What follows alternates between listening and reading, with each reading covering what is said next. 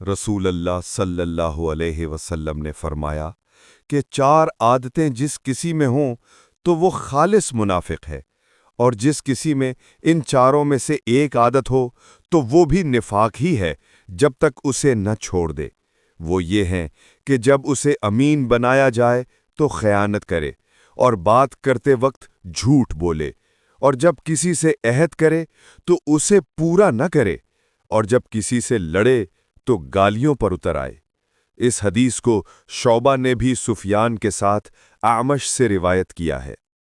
کتاب صحیح بخاری، حدیث نمبر 34۔ اس بارے میں وہ حدیث جسے ابو سعید خدری نے حضرت صلی اللہ علیہ وسلم سے روایت کیا ہے۔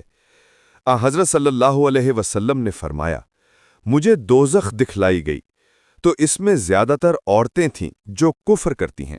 کہا گیا، حضور، کیا وہ اللہ کے ساتھ کفر کرتی ہیں؟ آپ صلی اللہ علیہ وسلم نے فرمایا کہ خاوند کی ناشکری کرتی ہیں اور احسان کی ناشکری کرتی ہیں۔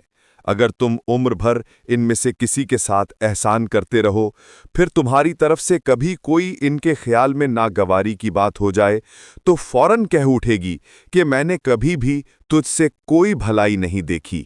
کتاب صحیح بخاری، حدیث نمبر 29۔